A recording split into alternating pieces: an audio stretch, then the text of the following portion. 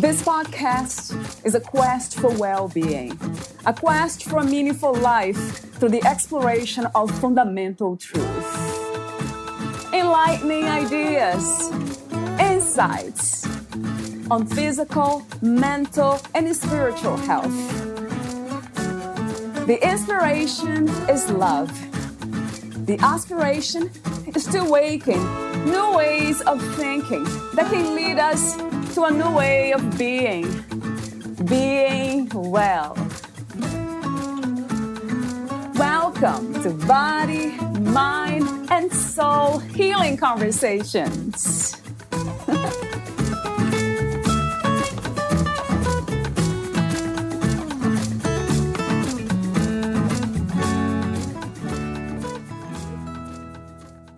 Judith Anne Desjardins' primary objective in life is to learn as much wisdom as she can about the body, mind, emotion, spirit connection, and share it with the world for healing and transformation. Her personal objective is to grow in those four areas of her own life and in her relationships, and serve God and her clients.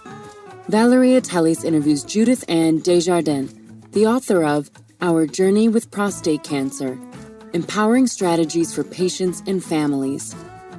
With listings in Who's Who in the World, Who's Who in America, Who's Who in Medicine and Healthcare, and Who's Who in American Women, Judith has maintained a 43-year holistic psychotherapy practice. As an educator, she has taught nationally and in Canada. In 2009, Judith established her own publishing company, Spirit House Publishing, which specializes in books about the body, mind, emotion, spirit connection, healing and transformation, and personal empowerment. Her first book, Creating a Healthy Life and Marriage, a Holistic Approach, Body, Mind, Emotions, and Spirit, is the winner of 16 book awards in the United States and Canada. A Polish translation, Zraniony Serca, was released in 2013. Her second book, Our Journey with Prostate Cancer, Empowering Strategies for Patients and Families, was released in September 2014 and is the winner of 12 National Book Awards.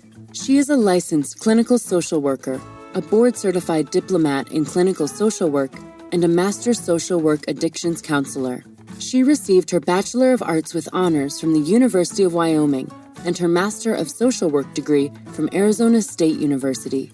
She has specialty training in Jinshindu acupressure, Jungian and Gestalt therapy, and has worked in various clinical settings: oncology social work, inpatient psychiatry, homeless shelter clinical supervision, outpatient substance abuse clinical supervision.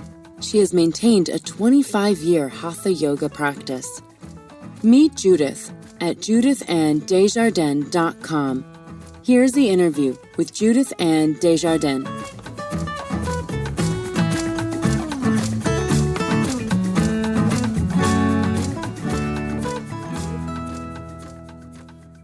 In your own words, who is Judith Anne Desjardins? Excellent. On the surface, I appear very simple. I describe myself as being a child of God. And by that, I mean I have always belonged to God, even though I didn't know him. He's been like a constant through line in my life. And the simple part of me is that I love life. I love my family. I am an animal whisperer, a plant whisperer. Mm-hmm. I love learning. I love teaching. I love writing.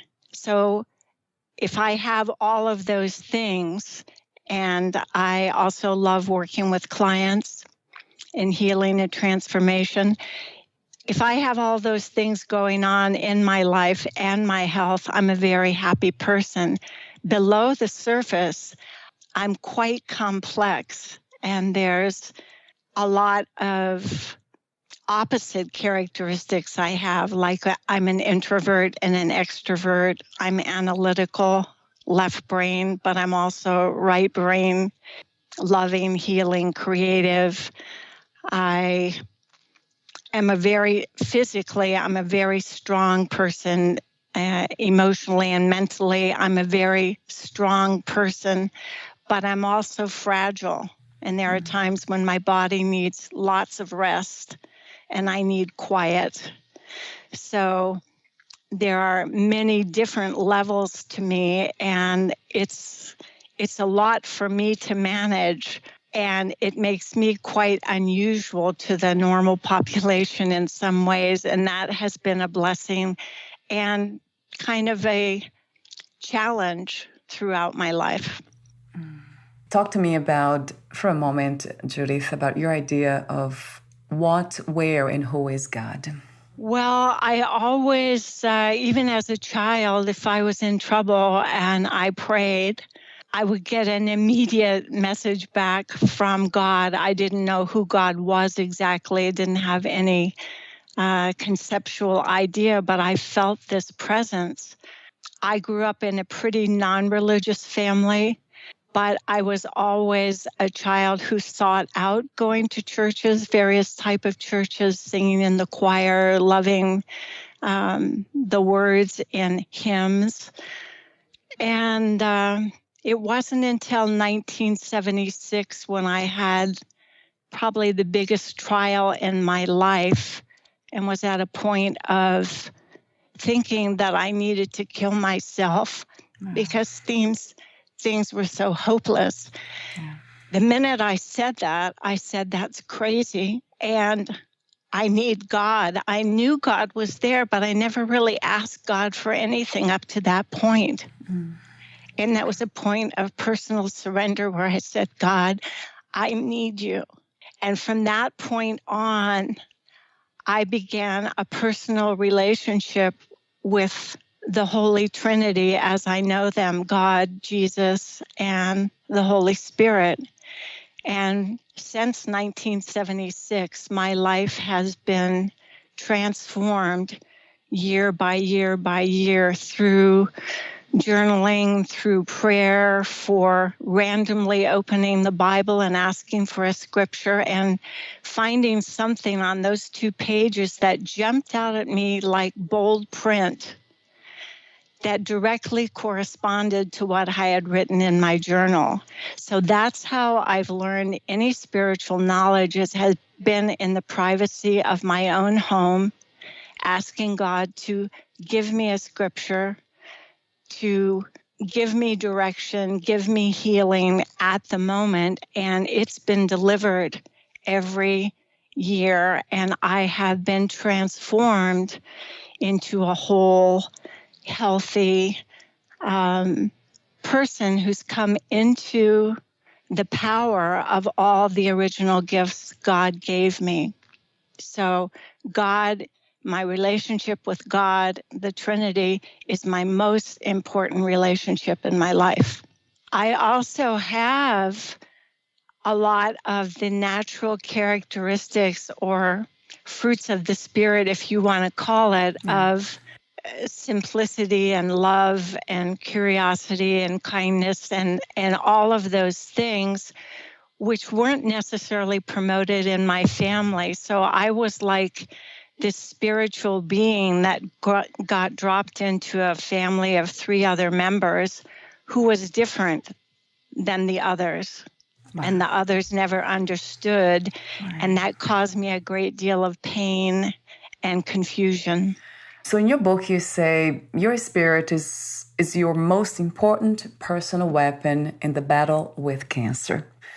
Talk to me for a moment about that, Judith. This, spirituality as the medicine when it comes to an illness such as cancer. Well, I'm first going to answer it from the point of view of me being a holistic psychotherapist. Yeah.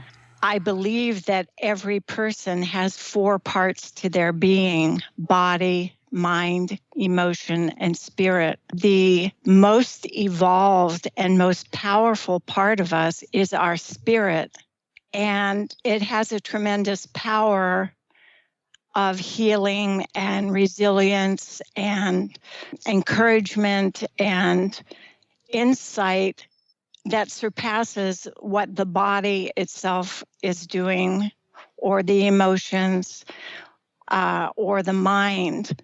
And quite often, when you are a cancer patient or a family member of a cancer patient, the body goes into treatment in the standard medical system. And no one in the medical system is addressing your emotions or your fears in the mind, your confusion. And no one is talking about spirit. Very few people talk about spirit. Yeah. So I believe that when we take care of the body, address the emotions, all of them, understand why we have anxiety or depression or any fear of the cancer, and instead we go to the spirit and believe without a doubt that we are resilient, that God is there, that healing can take place, that there can be transformation.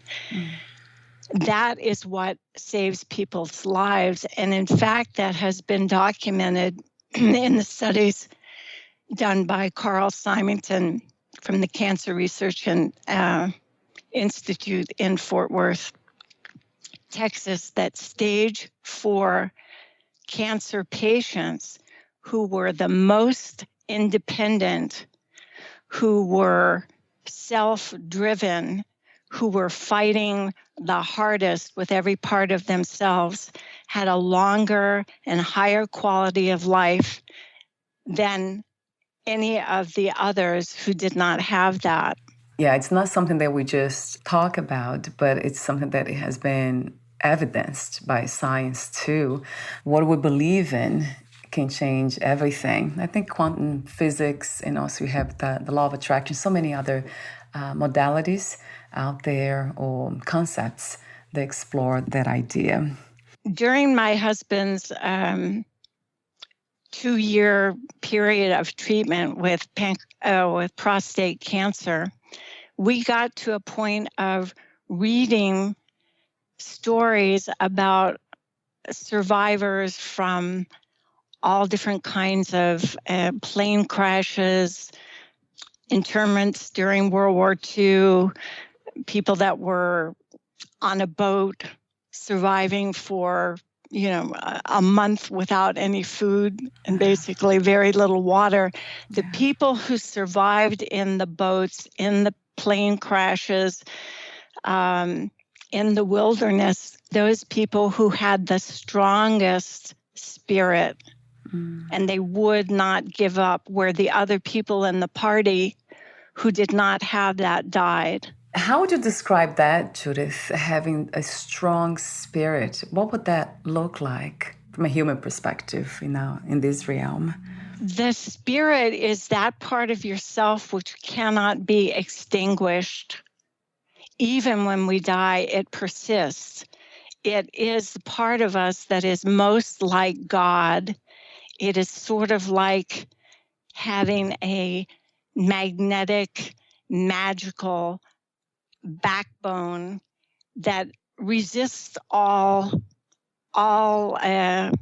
attempts to break it. With this understanding or this realization that we never die, really, how did that change for you with your husband when he was going through the treatments and the whole journey with prostate cancer? Did that give you that sense of, let's say, inner peace? No, actually, I was scared to death. We got a call from his urologist on a Friday night that said, "I'm sorry, I have bad news to tell you." And we weren't going to be able to see him until the following Tuesday. So we had to go through that weekend. And I didn't know anything about prostate cancer, and I was frightened to death that he might die the next day. We went to a USC football game, and I hid my face from my husband, and I cried silently, thinking, is this the last football game we're ever going to be able to go to? Yeah. So I was frightened of him dying. although I do firmly believe that the spirit doesn't die and that we are eventually reunited with loved ones, but I didn't want him to leave the physical plane. I'll be asking you more questions about your book, which is titled Our Journey with Prostate Cancer, Empowering Strategies for Patients and Families. What is healing to you, and how is healing different from cure? Healing is about, I think, getting rid of pain and anguish, confusion, resentment. It's coming to a state of peacefulness. And so that can happen even, I was an oncology social worker in 1976 to 1978, and I was on the bed dealing with people who were actually dying while I was there. And I was fortunate enough to usher them between the two worlds where they started seeing loved ones that were going to guide them onto the next stage of life. So healing is getting rid of, I would say, impurities and toxins. And that can happen even though the body is degenerating and the person is getting ready to leave the physical body. Right. Cure relates to the physical body going back to its health state. Only physical, right, Judith? Would you say that? Well, cure is kind of, curing, ing, is probably better than cured with an ed. It's just like a person is recovering or in recovery. They're not recovered in the 12-step program. So curing, we don't know when we have cancer if there's going to be a recurrence. You know, they have measures of 2 years, 5 years, 10 years, and then you're out of remission and into a cured state. But it's sort of a fluid term. Talk to me about the inspiration and the intention of writing your book, Our Journey with Prostate Cancer. I was hoping when my husband was going to dealing with cancer in 2011, that it would be different than my experience as an oncology social worker in 1976 to 1978. I was crushed to find out that nothing had changed in terms of the approach of only dealing with the body. There was no holistic approach being offered. There were no referrals to therapy. No one asked, how are you feeling? No one asked, what are you eating? No one talked about the importance of exercise. It was just, we're a medical establishment. We're going to deal with just the body. And so I was driven as the wife of a cancer patient and a former oncology social worker to show that there are other parts of the patient, mind, emotion, and spirit, and that the family members are also a 4-part person, body, mind, emotion, and spirit, and they weren't going to get any help from the medical system. So I took it upon myself to share my experience of emotion, mind, and spirit, and to document what my husband was going through, to say to people around the world, you must treat the 4-part person. If you want the highest chance of recovery, you have to treat it. And if you can't get it through the medical system, you have to find ways to address those other parts. And so that's what I do. At the end of every chapter, I give notes for the patient, but also for the family in terms of diet, exercise, spirituality, support group, research, being assertive with the medical system. That's why I wrote the book. This book will be helpful it's helpful for everyone. Well, when the book was sent to reviewers over and over, they said this is not just a book for prostate cancer. It applies to any type of cancer, right, and for family members of any type of cancer. And it offers a unique approach to dealing with cancer. The cover can be also used as a guided meditation? Yes. The book itself has what they call a French flap that when you open it, you see the guided meditation directly across from the cover. And so I suggest that patients and family members take the book to the doctor's office, or when they're hospitalized, or when they're going for chemo or radiation, because the guided meditation is about learning how to calm body, mind, emotion, and spirit.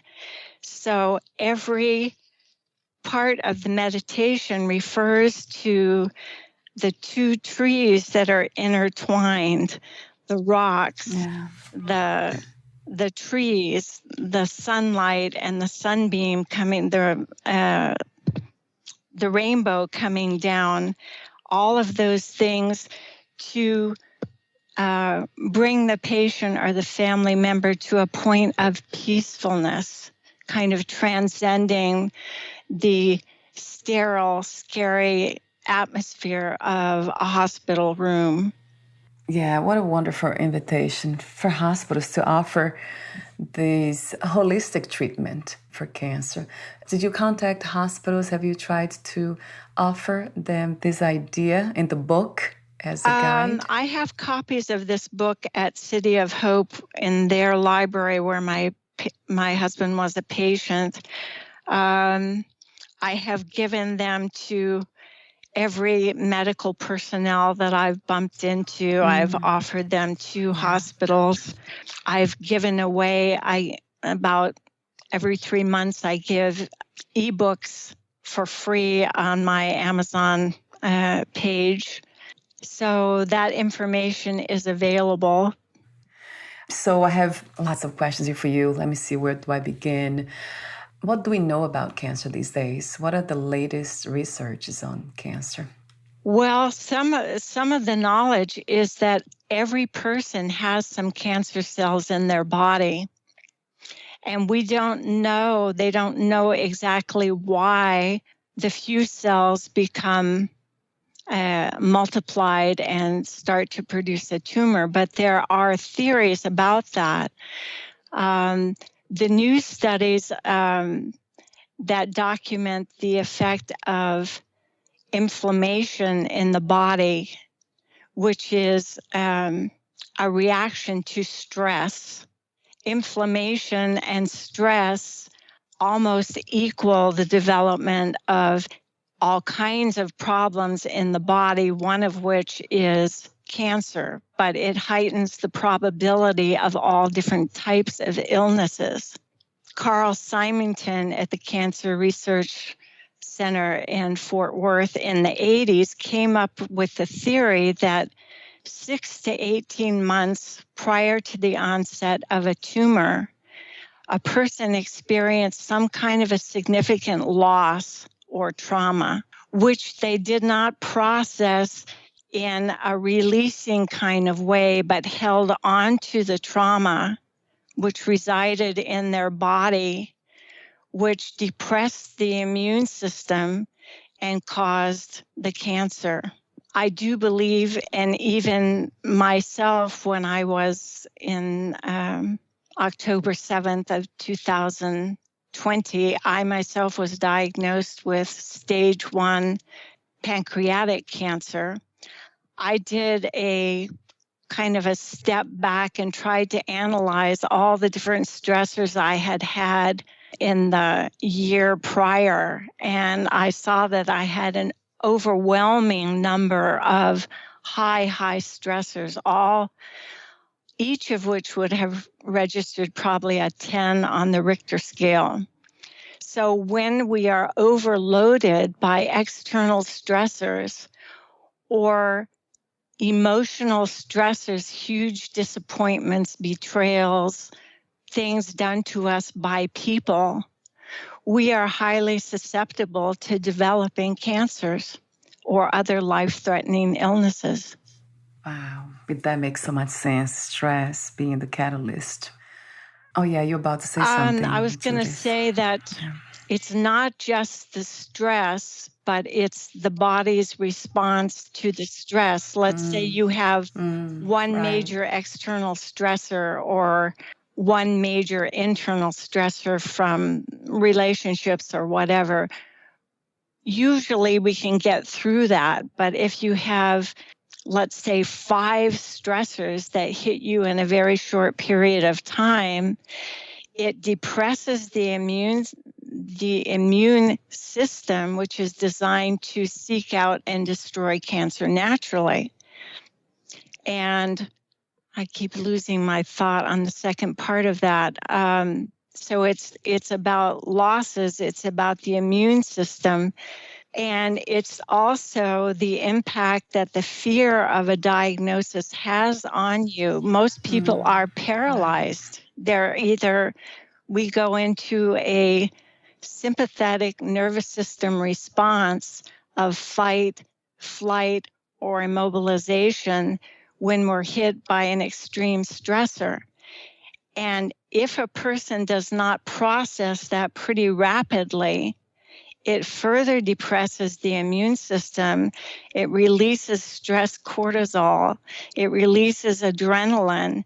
And you stay in this hyper agitated state for a prolonged period of time, which is so important that we have a method to take ourselves back to a resting heart rate and to feel calm, which is why it's so important to have psychological, emotional tools to be able to do that, or to work with someone who can guide you to do that. Because as long as you stay in that hyper arousal state, you are just bombarding your immune system with stress that will depress it, and so the cancer can grow.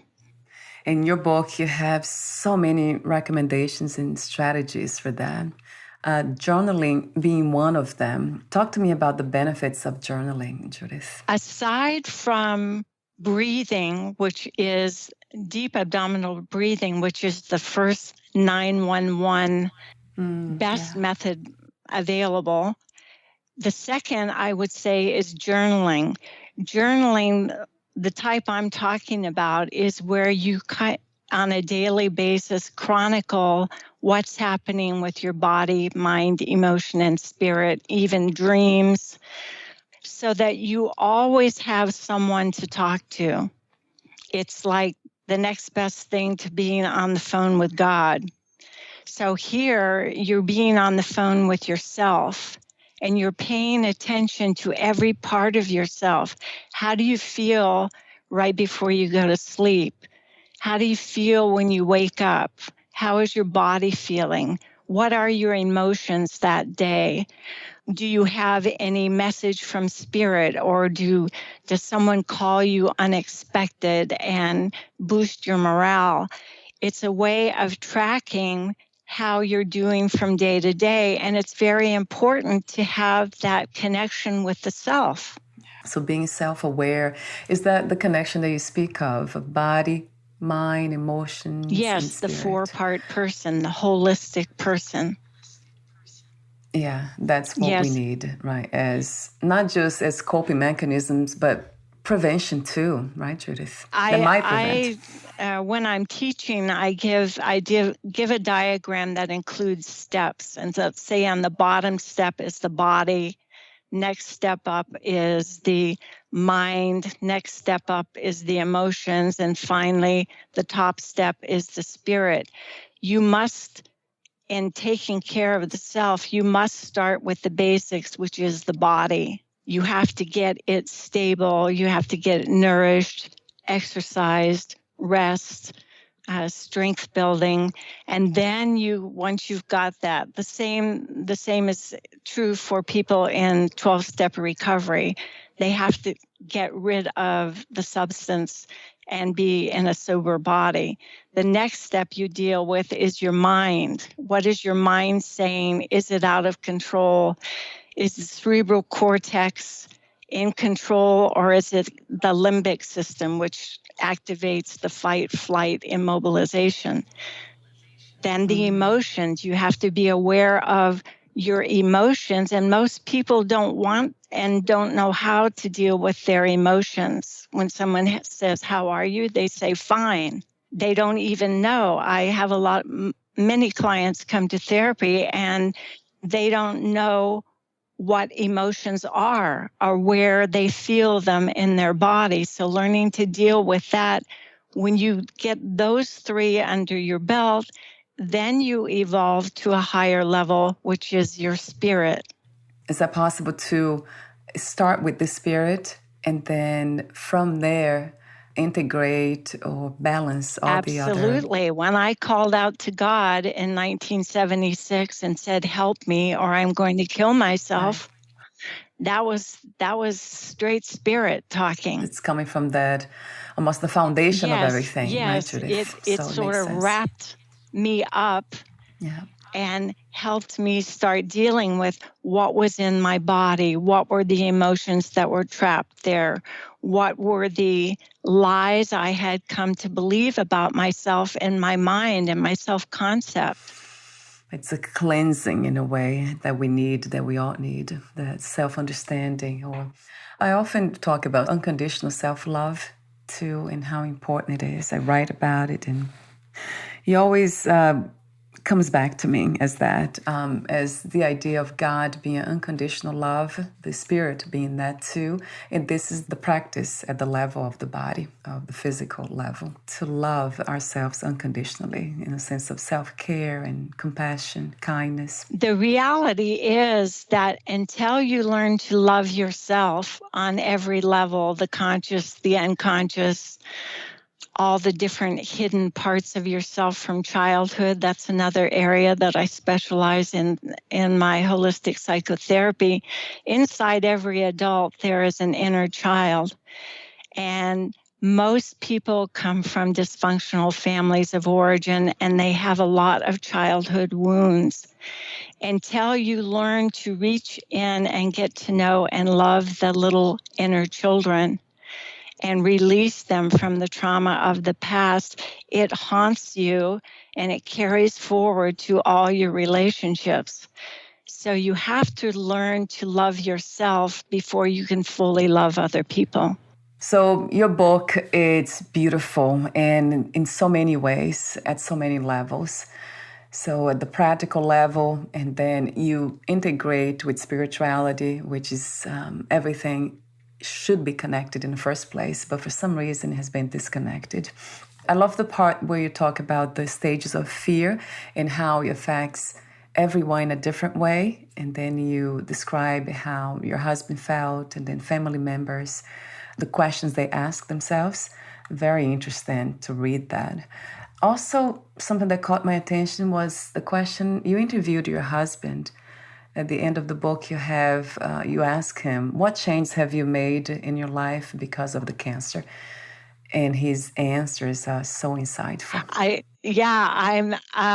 forgot that part of the back of the book, but I would say cancer offers everyone the opportunity to become their very best person, to take stock of their life. And my husband transformed from being a kind of a regular guy that was, really good in his profession and a good husband and whatever, but had never really developed a deep relationship with himself.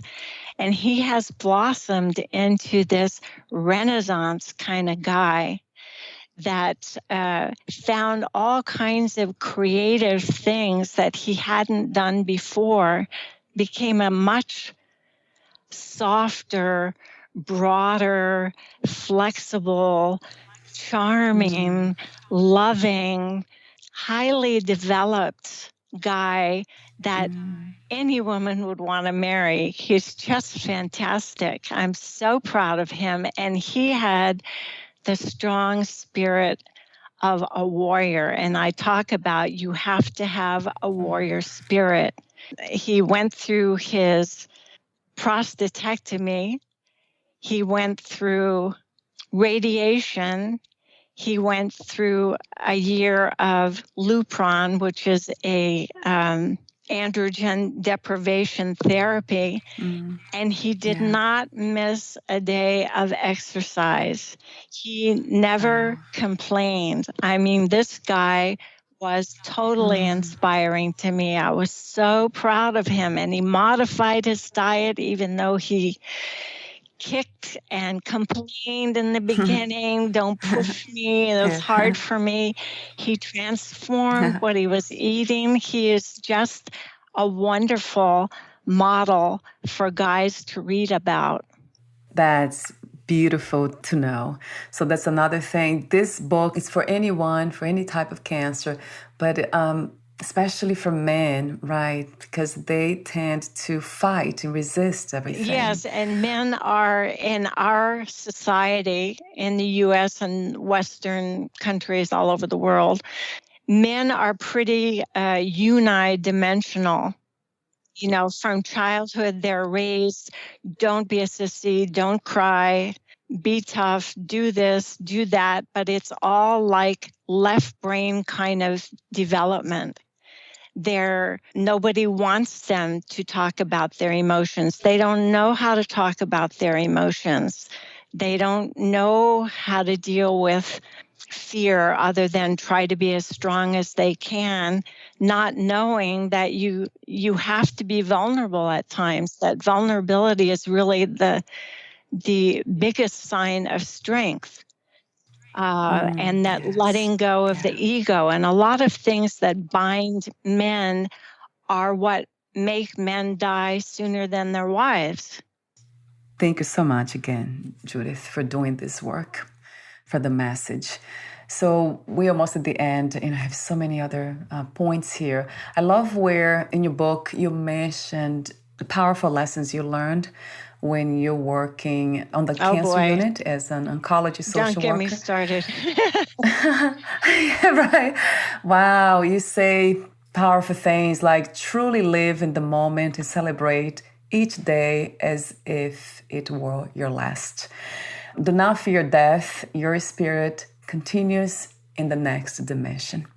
Among other lessons you have learned, those caught my attention a lot. I was very eager, having listened to you and your other podcast and knowing how intuitive and wise you are. I thought to myself, I can't wait till she reads my book and I find out which things jumped out at her. So this is fun to hear. You also say something that's practical. I love the recipe. You have a favorite juice recipe there. It's practical, at the practical level, very important. And then you also mentioned something like you gave this equation: stress equals to cortisol release, inflammation, then comes depressed immune system, and then cancer cell growth, which you talked earlier. But this is like something to remind us how important it is to process our emotions. That is just so basic. As humans, we are here to experience this, everything. But some of us don't learn how to process what comes with the experience of being human. It's not just some people. We live in a society that is not about internal awareness. We are told from children that we have to fit in with the group by the external. Right.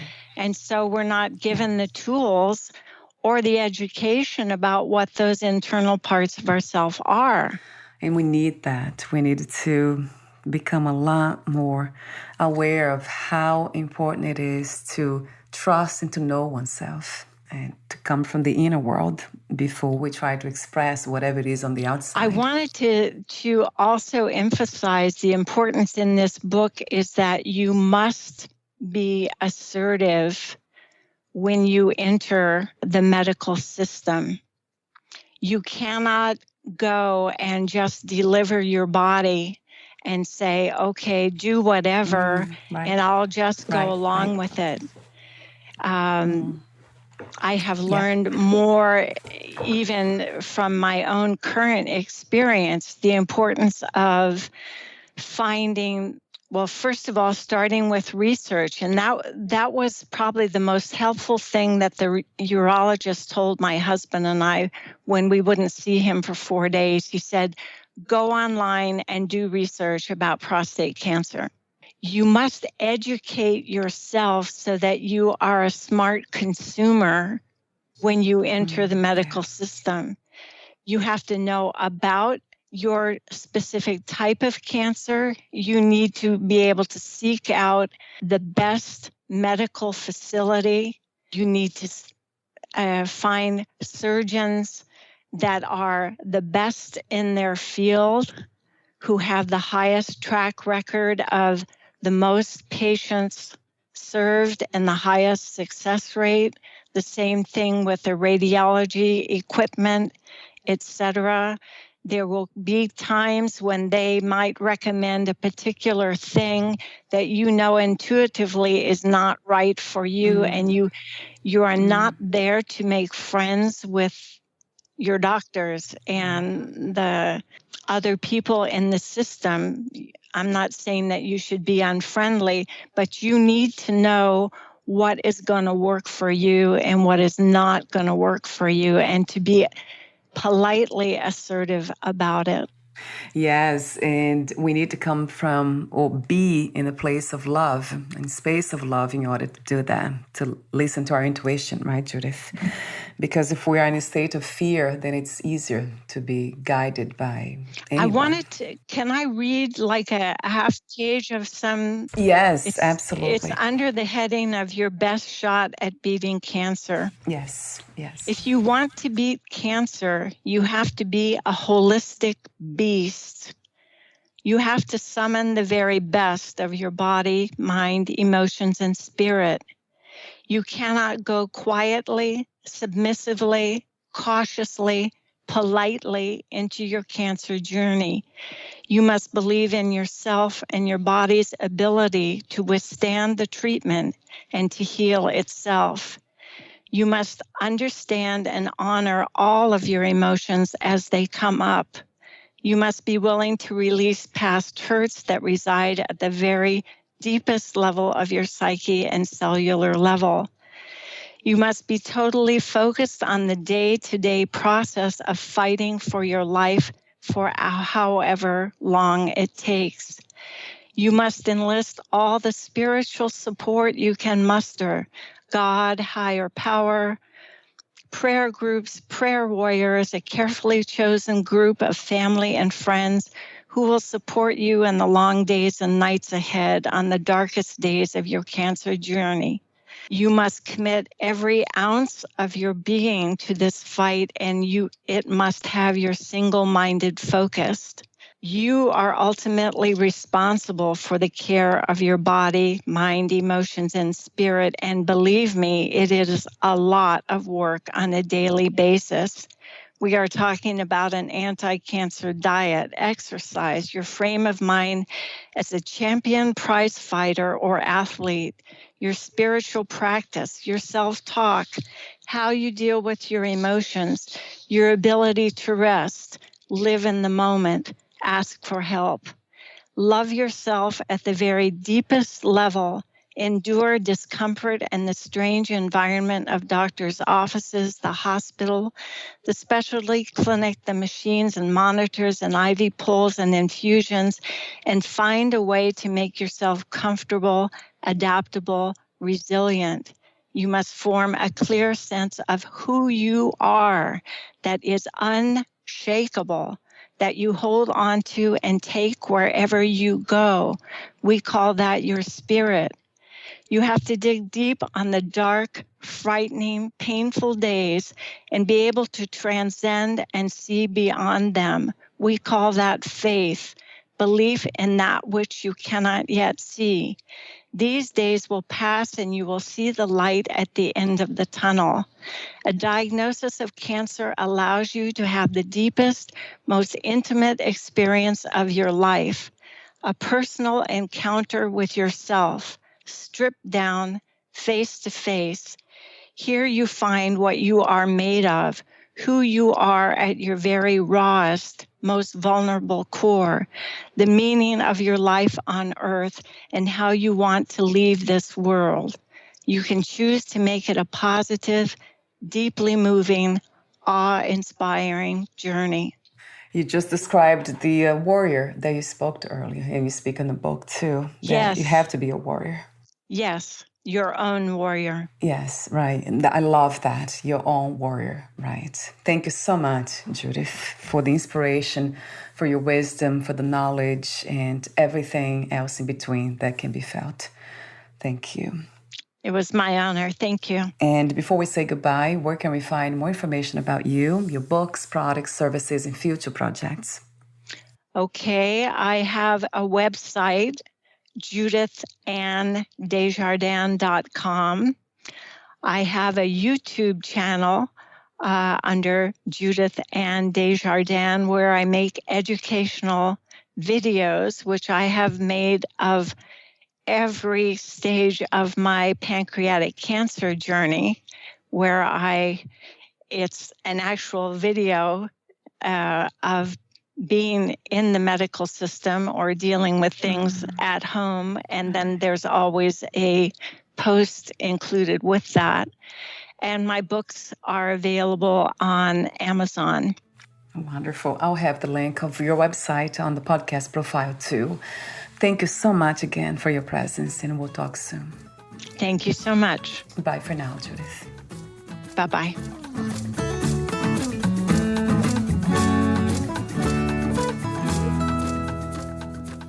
Thank you for listening. To learn more about Judith Anne Desjardins and her work, please visit JudithAnneDesjardins.com.